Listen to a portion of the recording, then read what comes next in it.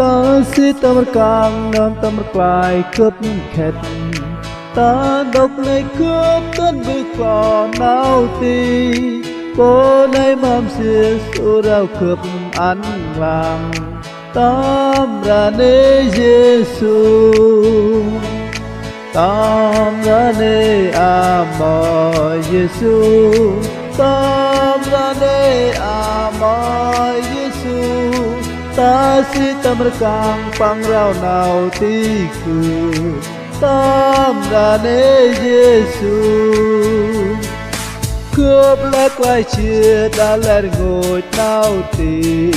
Giêsu lạp chế khu tam nuôi nam cướp ta si tâm càng Giêsu vợ tuân cường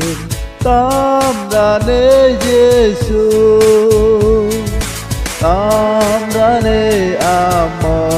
Giêsu tam ra nê amo Giêsu ta si tâm càng pang rau nào ti cứ tam ra nê Giêsu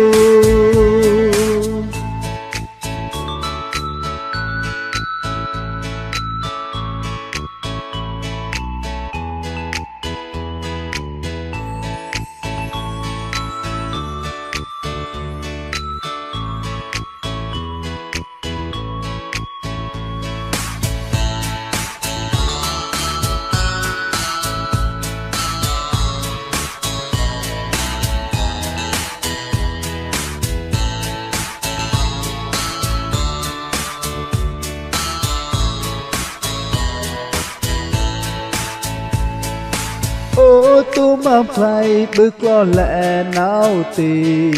cướp mang tụt hấm lấp ôm tù ta này tí yêu mê cướp phẳng rau lẹ ăn cò tam ra nê Giêsu tam ra nê amo Giêsu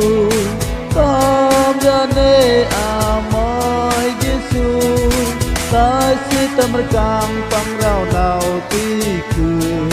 tam ra nê Giêsu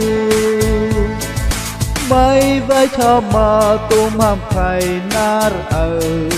pan ta chừng Giêsu nam tâm ra quái hè ngồi tâm ha pang bước lo mày nar tam ra nê Giêsu tam ra nê amo Giêsu tam ra nê amo Giêsu ta si tâm càng pang rau nào ti cứ tam ra nê Giêsu tam ra nê amo Giêsu tam ra nê amo Giêsu ta si tâm càng pang rau nào ti cứ tam ra nê Giêsu